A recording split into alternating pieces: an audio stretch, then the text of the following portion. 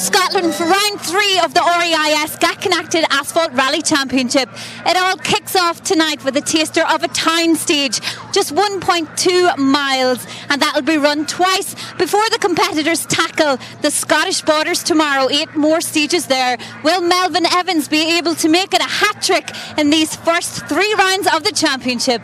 Let's chat to him and find out. Well, Melvin, after you dominated the first 2 rounds, we know it's a hat-trick of wins you're looking for here this weekend. Are you confident you'll take it?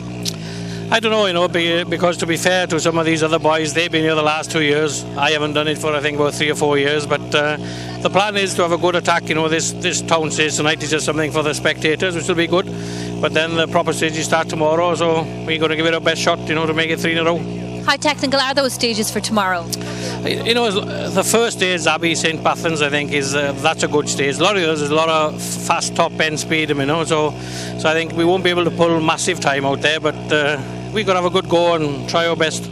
Damien, as we know, Melvin is here. He wants to take a hat-trick of wins in the championship this weekend, but for you want to take a hat-trick of wins on the Jim Clark? Yeah, we're going to try hard to do it, and we also need to try and stop Melvin winning another rally, because if he gets 3, it's going to make the championship very hard work. So we've got to go for the 3rd Jim Clark National win in a row and the first winner this year. Yeah, I'm really looking forward. Well, I'm looking forward to these 2 stages tonight. They're a bit of fun. John Stone and I have got a bottle of Carver set up to have the award ceremony for the fastest round done, because that's how sad we are, because it's like a single venue and that's all we can do. But I've got no problem. I think I'm going to absolutely annihilate him on this first stage. Possibly not. He beat me by 0.2 of a second last year, so I'm going to see if I can reverse that maybe a little bit more. So we'll have some fun anyway. There's plenty of spectators here, and we'll be trying to do a bit of sideways. This little guy here just gave me one of his chips, and I'm losing interest in you, Breed. Fan club is building up. I like him with those chips, and I'd say Scotland does nice chips. There's no getting away from it. So hopefully we can carry it through tomorrow. With the event limited to just a short sprint this evening, the results at the end of day 1 would reflect those who managed a clean run through the 2 runs of the spectator stage here in Duns. And coming out on top would be last year's runner-up Steve Simpson and Patrick Walsh, joint 2nd fastest over the first of the 2 stages, and taking the lead next time round with just a 0.1 second advantage.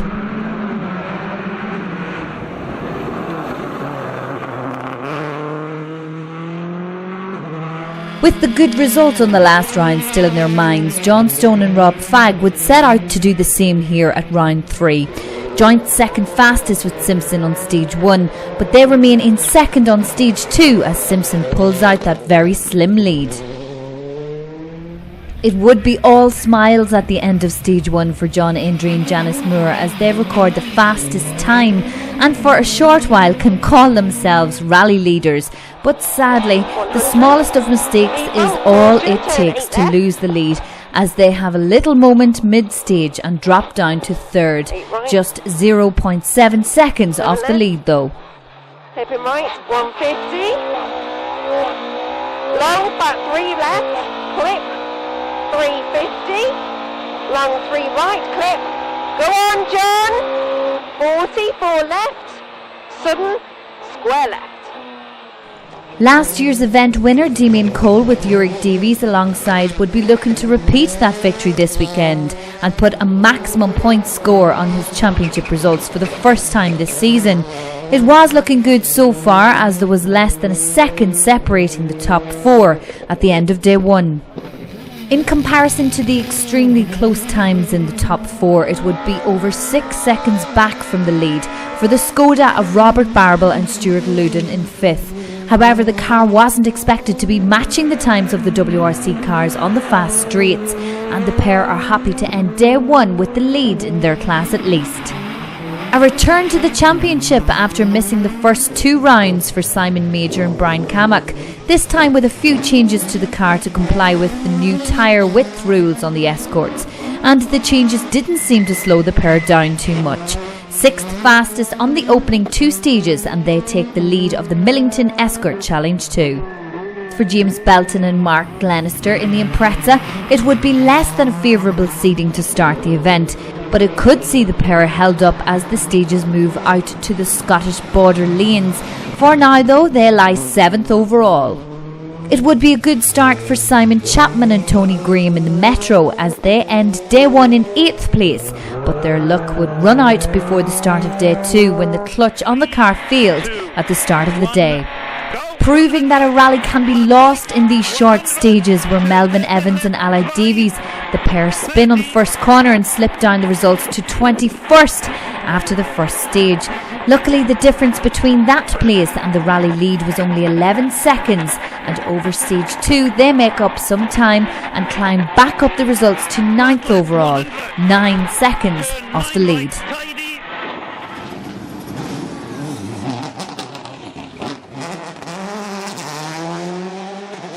And rounding off the top 10 in 10th are Rob Tout and Dan Holly. The pair had been in 9th after stage 1, but the push from Evans means they drop down a place as the yellow Subaru pushes its way back into the leaderboard. The pair do lead the N4 category overnight. In some of the classes outside the top 10, it would be Chris Wheeler and Jan Griffiths that are the only crew to start the event in the N2 class. So a clean run would be all that was needed this weekend. Phil Bruce and Gav Wright lead the S6 class overnight in the Peugeot 206. Making the start of the event would be a small victory in itself for Howard Moore and Carrie Bosworth in the Lotus, with Carrie having to push start the car to get it going before they headed to the stage. But once on the move, it was plain sailing over the first 2 stages, and the pair end day 1 in the lead of the B9 class. With his season off to a bad start in the first 2 rounds, it would be a welcome change for Kev Monaghan and Steve Dargan in the Corsa as they lead Class B10 at the end of the first day. So at the end of the compact first day of the Jim Clark Rally, this is how the leaderboard looks.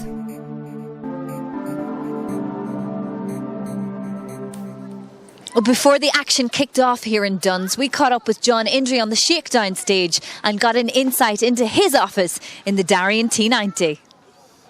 So the Jim Clark Rally, it's one of the events throughout the season, John, that offers a shakedown stage, and really it's so important to take the benefit of these couple of miles. A rally could be won or lost on a stage like this.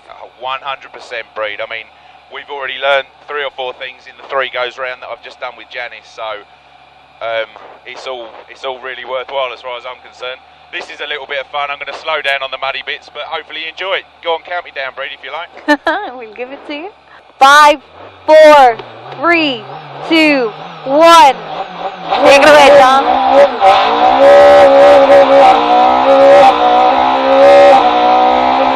Oh, the speed and the tick. Where's the Coleman, Brady? It's somewhere around here. You started bracing. I knew I should have taken those pace notes with me.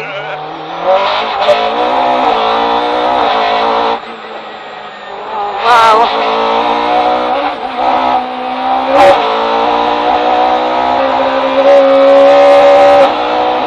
I've sat in the WRC and a Mark II. This is completely different. Yeah, it loves the gravel. Could you feel that floating about?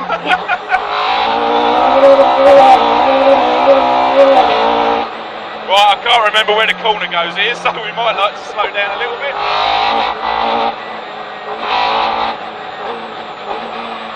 But as you can see, she doesn't like the mud.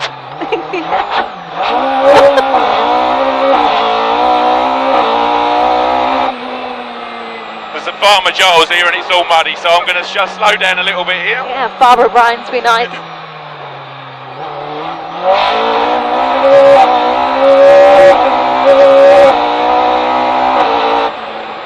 I had a lock up here earlier, all those black marks were me earlier, so I think we'll slow down a little bit on that. Right, hold on, Bree. This is going to go quick, see what the speed is. Wow.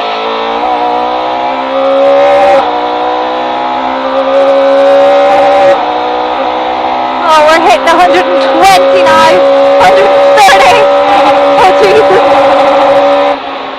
What did it get to? No, did you see the braking? Look, I can leave that even later. We got up on over 130 there.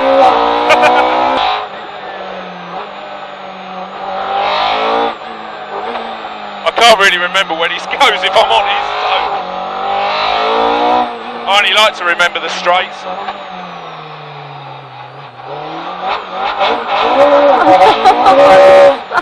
I like it.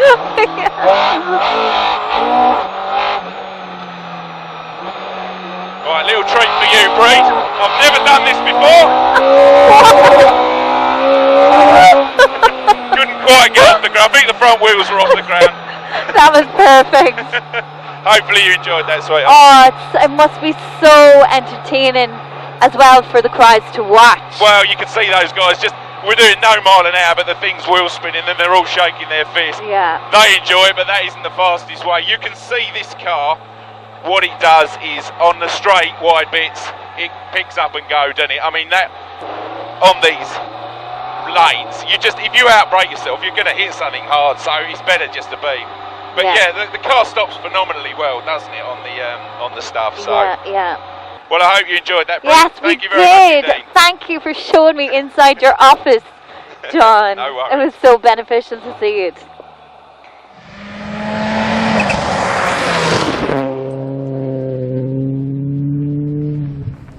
We're just at the end of stage 2 here on day 2. It's the Edrum stage, 11.5 kilometres long. And just before we catch up with the drivers at the end of this stage, let's take a look at the rundown after the first 4 stages. The start of day 2 marks the start of the real mileage and the chance for the crews to put day 1 behind them and make a proper push over today's 8 stages. And jumping straight into the lead would be Damien Cole and EURIG Davies. They open up a 40-second lead by the end of stage 4, but that wasn't without incident, crashing into a chicane on the first stage of the day and lucky to get away with only cosmetic damage. Right.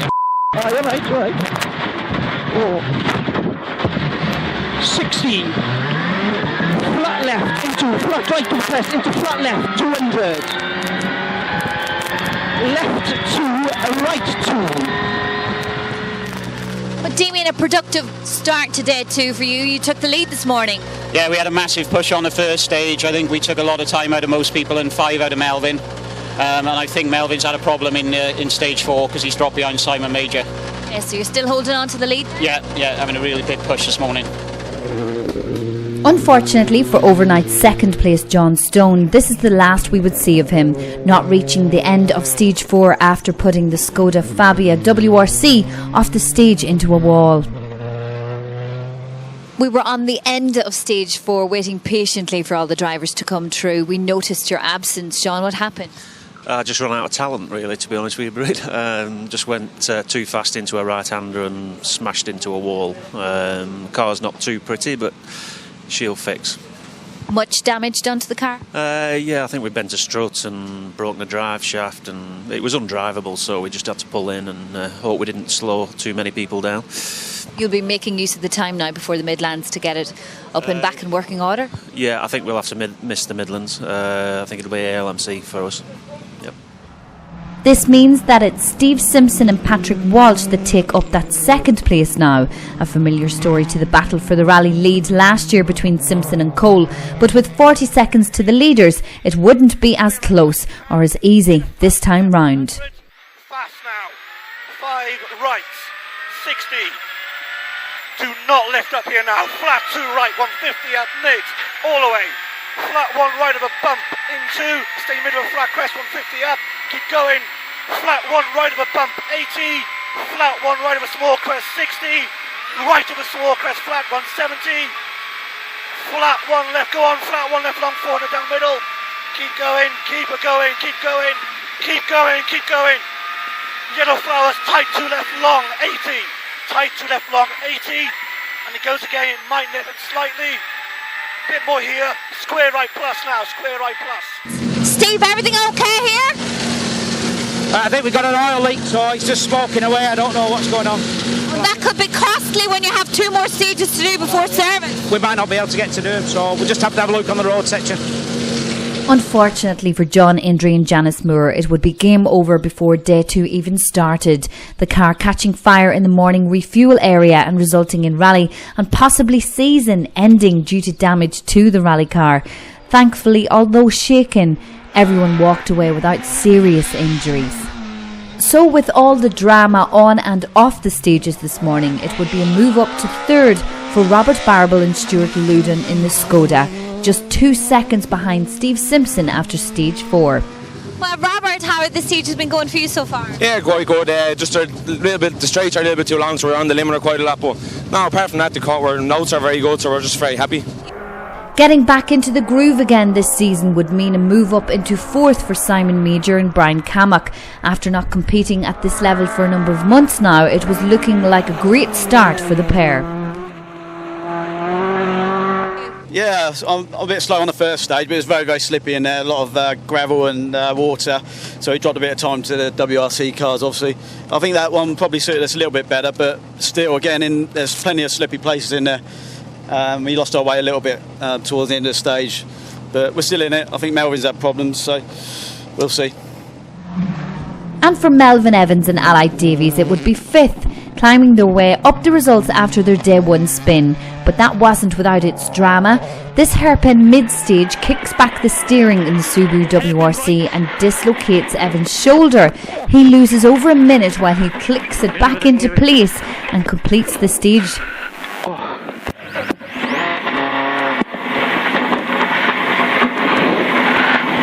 Turn less off. Finish with your screw. Did you squeeze it? Into the mass. Wait, finish away.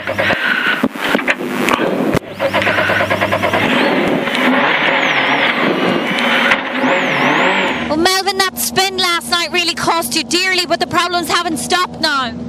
No, I don't know what happened. I came up to a hairpin left in there and the steering kicked back and I dislocated my shoulder.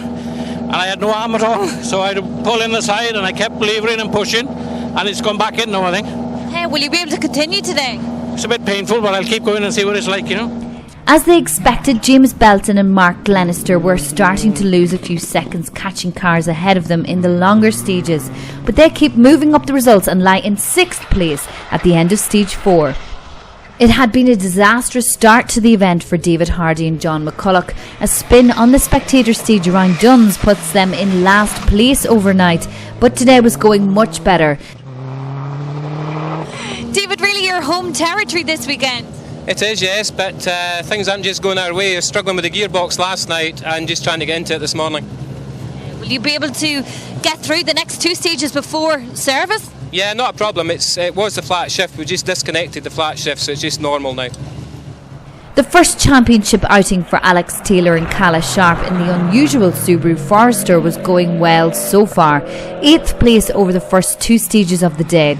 Unfortunately, that wouldn't last for much longer as the pair hit a bridge on the following stage and are forced to retire.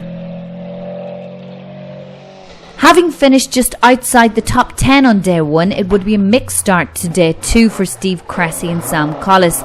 They drop a couple of places over the Abbey St Bathans stage, but make up for that on the following stage to move up into 9th at the end of stage 4. And moving up to round off the top 10 were Richard Clues and Andrew Edwards, another crew to show some improvement from their overnight position.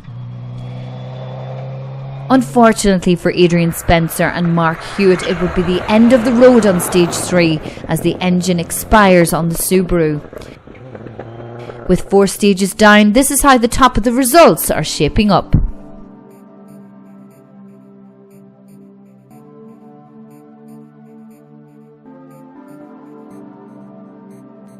The last couple of stages before the crews head to service, and Damien Cole and EURIG Davies maintain a good lead of 36 seconds. Into left 2 and long right 4 minus tightens late 40, left 4 down cut into right 3 100, left 4 minus in 40, long flat left of a crest 200, gravel into open left 5, very slippy on braking, watch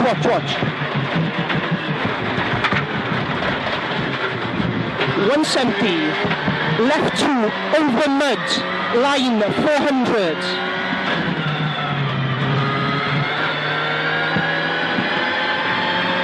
long flat left 40, flat left 150.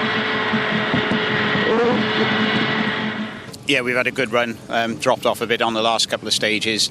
Ewan Thorburn's just got in front of us, so we'll need to try and sort that out this afternoon now and get back in front. There's been serious drama here so far today. Was there any mishaps or drama for you? We hit a chicane on Abbey St Bathans on stage 3, but that's been the only problem so far. Okay, you didn't lose much time there then? No, and luckily it didn't damage anything apart from the front bumper. Are you confident that you'll take home the maximum championship points this evening? Hopefully, but I'd like to win the rally as well, so we need to keep pushing and see if we can get back in front of Ewan. Steve Simpson and Patrick Walsh are the ones chasing down Cole once again in second. You've returned to service, Stephen. It wasn't an oil leak in the end? We don't think so, no. The lads are just having a look at it now, so fingers crossed everything should be okay. It's got us this far, so I'm sure if there was a problem, we would have known about it by now. You're lying second place in the championship points at the minute. Do you think there is any charging after Damien Cole in the afternoon stages? We're going to give it a charge. I think he's a little bit too far ahead at the minute, but we'll give it a charge. Just keep on his tail, keep the pressure on and see where we go from there. Robert Barrable and Stuart Luden drop a few seconds to Simpson over this loop, but they remain in third. Yeah, we're happy enough. We got into a good rhythm after the first stage this morning. But the World Rally cars are in a league of their own, so we're just trying to see how close we can get to them throughout the duration of the day. There has been serious drama here on the Jim Clark this morning, but you seem to have escaped that. Yeah, which is rare. John had a misfortune this morning, and one or two other people had overshoots and punctures. So, well, no, we've been lucky enough to escape it all. We haven't had any mistakes, so touch wood. Despite the problems with his shoulder, Melvin Evans and Allied Davies set the fastest times on this pair of stages to lie in fourth. Well, you're managing to struggle on through the pain, Melvin. Yeah, it's not too bad actually, to be honest. It's a bit numb, but once we get going, we're okay. I'm just being extra careful on the junctions and the tight hairpins and stuff. But keep going. We can still come back up a few places. I hope. I think we set the 2 fastest times of the last one, so we got to keep going. There's another 4 to do again. Do you think that you'd be confident in taking podium championship points here this weekend still?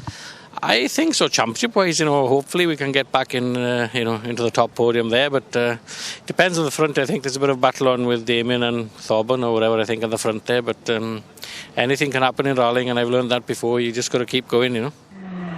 For Simon Major and Brian Cammack, this means they drop a place down into 5th, but they remain in the lead of the Millington Escort Challenge and lead rear-wheel drive car. Left, opens, continues for 100, 100, small crest middle 600.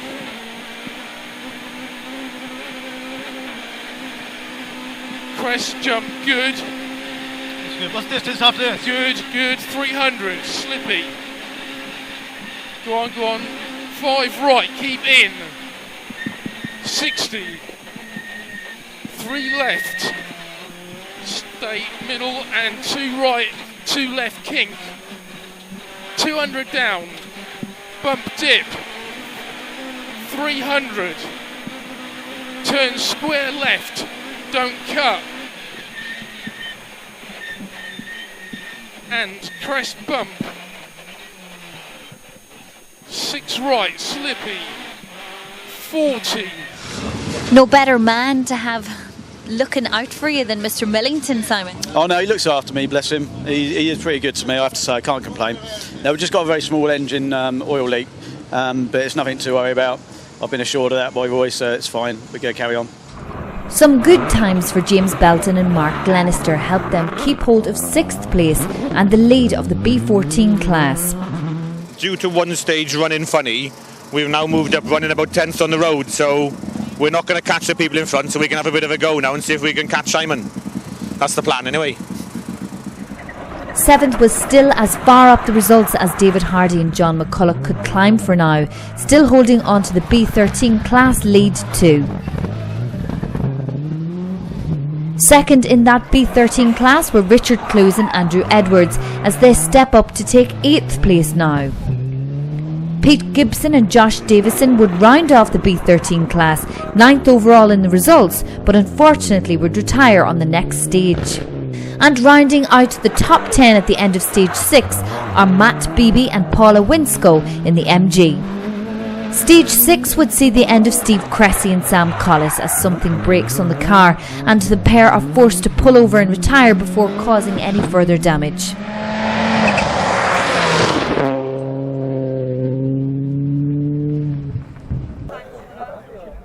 With the event halfway through now, let's have a look at the class battles. And in the N2 class, it would be Chris Wheeler and Jan Griffiths still going strong as the only class runners.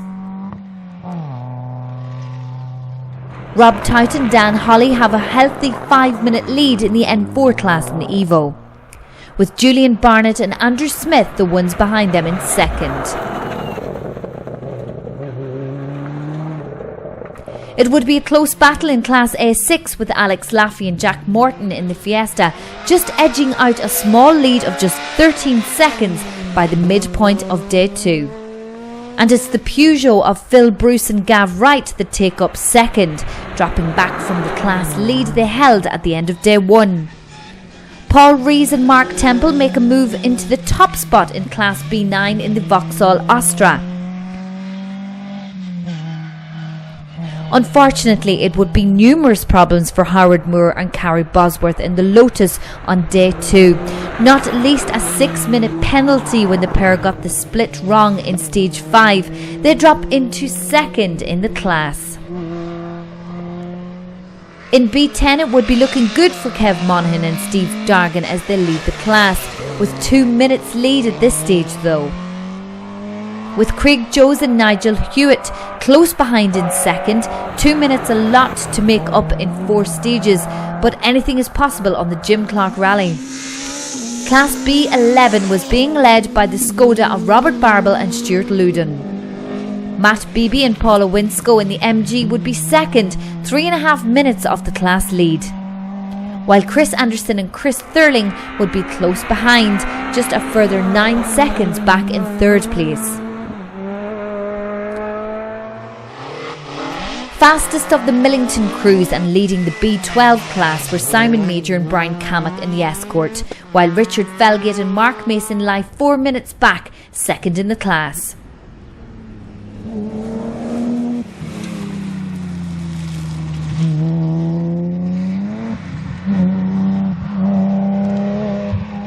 So with 6 stages complete, let's remind ourselves of the top 10.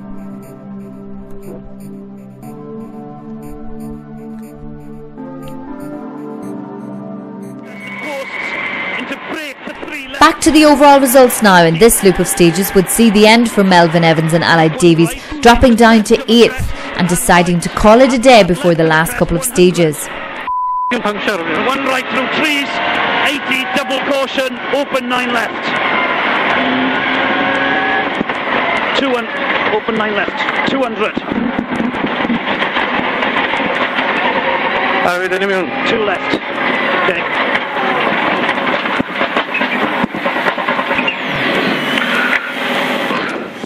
One of the lengthiest stages, Abbey St Bathans, and we know that Melvin Evans had some trouble on that with a puncture. So it was a puncture that caused the retirement on that stage? Yeah, rear right puncture. We're having a brilliant stage up to there, you know. None of this changes the results at the top though, and it's still Damien Cole and EURIG Davies that hold the lead. The difference now is 34 seconds. However, a bad tyre choice on this afternoon's stages would see some interesting moments for the pair and keep them under pressure to keep hold of that lead.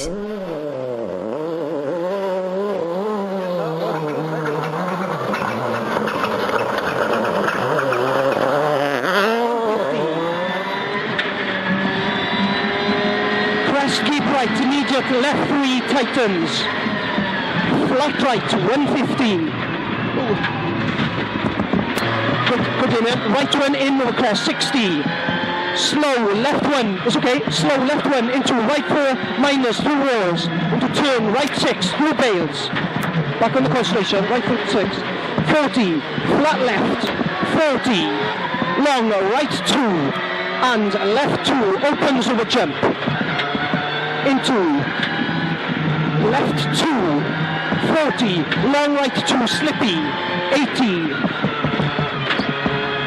left 1 don't cut, 40, left 2 don't cut, 40. One of the lengthiest stages in the event, Damien. How was that? Not good, slower than this morning. We changed our harder tyres and they're not working. And so you're not happy with times there at all? No, hopeless. So it would be Steve Simpson and Patrick Walsh looking to push Cole right to the finish once again. A big task to make happen in just 2 stages, but the win was still within their sights for now.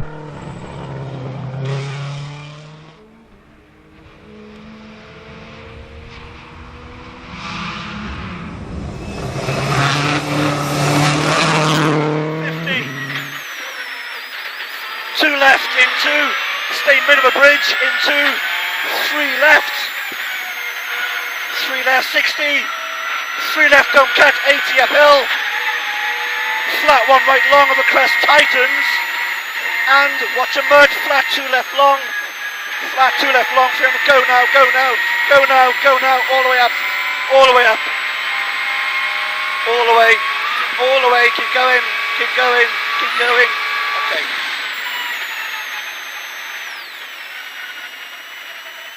Maybe 17 quicker than last time. Is that it? Yeah. After all that hard work. Steve, any dramas on that one? Yeah, we was good on that one. Yeah, we took 17 off this morning stage, but and we said that we weren't the fastest this morning, but yeah, it was okay, it was good. Melvin stopped in there with a puncher by the sounds of it. So we just got Damien to catch now. For Robert Barrable and Stuart Luden, it would be 7 seconds separating them from Simpson as they lie in 3rd. Still the best of the non-WRC cars at this stage and on track for a good result regardless of them catching Simpson or not. 16-miler, Robert, was that advantageous for you? Yeah, it was very good. We tried a different setup and we tried a different set of DMAC tyres and they seemed to work really, really well. So we went a good bit quicker on our second run than we did. But I see Melvin has stopped in the stage with a puncture, which is a bit of a shame because he was on a good mission for a clawback up the leaderboard. Improvements now for James Belton and Mark Glenister as they find the stages easier now that they are running a little further up the field. They move up into 4th place.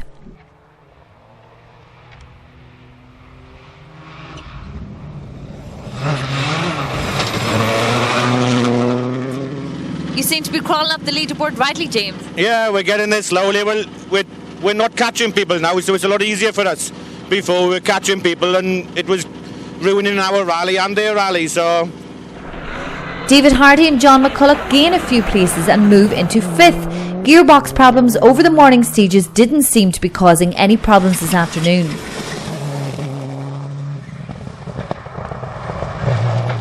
David, is the gearbox still giving you the trouble? No, the gearbox is fine now, we're getting on fine. Burning a wee bit of oil here though, that's the problem.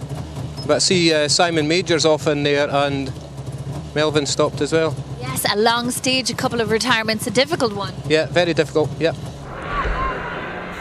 A good jump up the leaderboard too for Richard Clues and Andrew Edwards as they end stage 8 in 6th place, looking good for some championship points so far.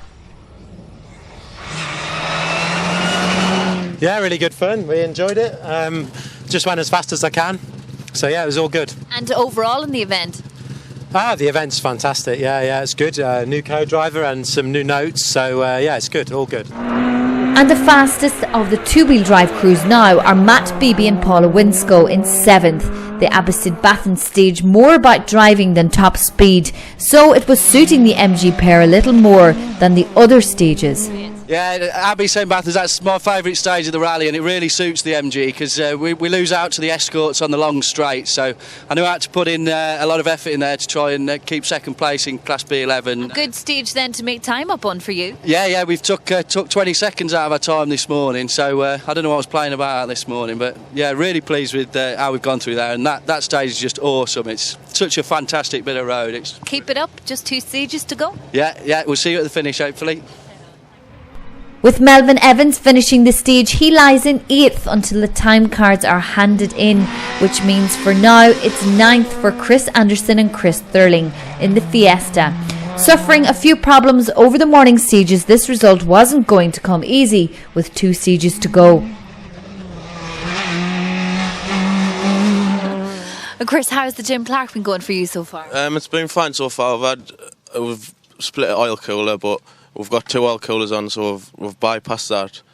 but apart from that, it's been fine. But all the oil's gone on the brakes, so I've had no brakes for that. I think it was the last two stages this morning. We've had oil on the brakes, so we've had no brakes. But apart from that, it's been all right. You've done well then, only 2 stages to go and you've made it. Yeah, see what happens now. We'll see if we can do it. And stepping up to the top 10 at the end of stage 8 are Rob Tout and Dan Holly. Choosing the wrong tyres in the afternoon, not helping any further advance up the results though.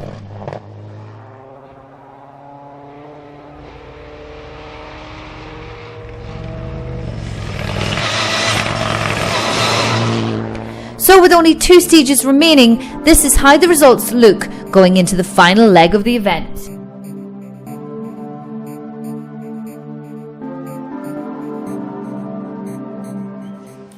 The contenders go out to tackle those final 2 stages of Edrum and Ayton. Join us back here in Duns after the break to see who'll return and cross that finish line in one piece.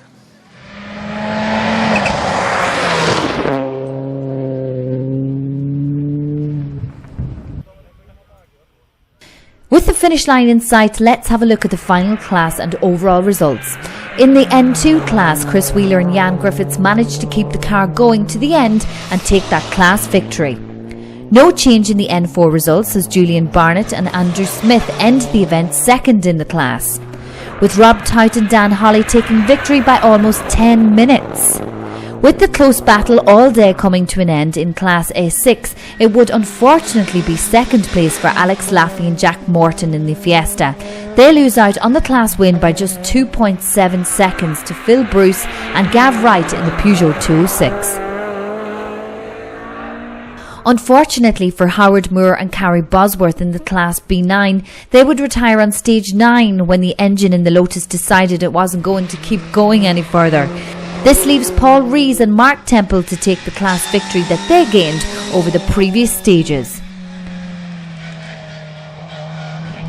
Just the one finisher in Class B10, so it's maximum points for Kev Monaghan and Steve Dargan in the Corsa as they take the victory at the end of the event.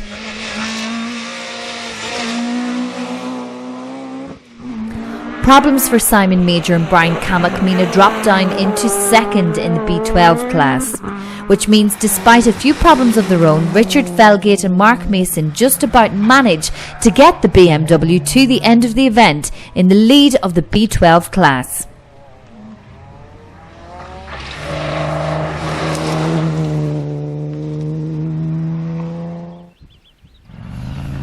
On to the top 10 now, and still holding on to their 10th place at the end of the event are Rob Tout and Dan Holly in the Evo. Chris Dakin and Daniel McGinnity land themselves their best result of the season in the RAF Subaru in 9th place, the new development car for this season showing great potential only a few rounds in. They also get themselves third in Class B13. Chris Anderson and Chris Thurling managed to gain one place in the final stages to take 8th overall and 3rd in the B11 class. A good result from Matt Beebe and Paula Winscoe as they finished 2nd in the B11 class. It would be 6th at the end of the event for Richard Clues and Andrew Edwards.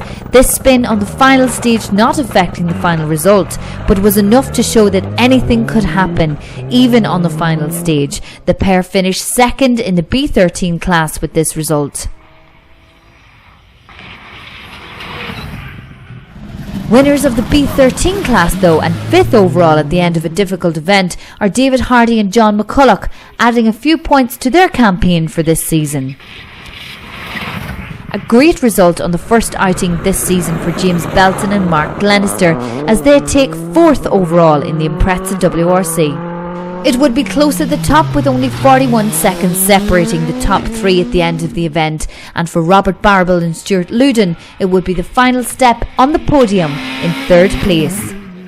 Well, it was a worthwhile trip across the Irish Sea for you, Robert. Yeah, we're happy enough. We're a 4th today. It's going to be very hard to beat the world cars on some of the stages, but on the second loop of today we made a good few changes to the car in preparation for Ypres, so we're quite happy with how our progress went over the day. The difficulties in this rally this weekend, I mean, it's testament in the amount of cars that we've seen. We see it at the finish ramp in Duns here. Yeah, there was a fair amount of scars on the ditches, and a fair few people had their problems, but we just came here with an objective to try and keep our nose clean and get as much test mileage as possible. Just as it had been in 2011, Steve Simpson and Patrick Walsh would have to settle for second place. Not the win they wanted, but a good haul of championship points nonetheless. We thought it was over down there after the fourth stage. There was so much smoke coming out the bonnet. Turned out it must have been just some water off some of the rough bits. And here we are, third overall, so what more can we ask for? A great confident result to take to the Midlands. Yeah, it is, yeah. Puts us a few more points back up as well now, so puts us back in the game a bit now. So once again, it's Damien Cole that takes the maximum championship points here at the Jim Clark. Not an easy win, and one that he and co-driver EURIG DAVIES had to work hard for. With Cole's co-driver on this round not being registered for the championship, it means Patrick Walsh takes the top points in the co-driver championship from this round. Flat jump 500.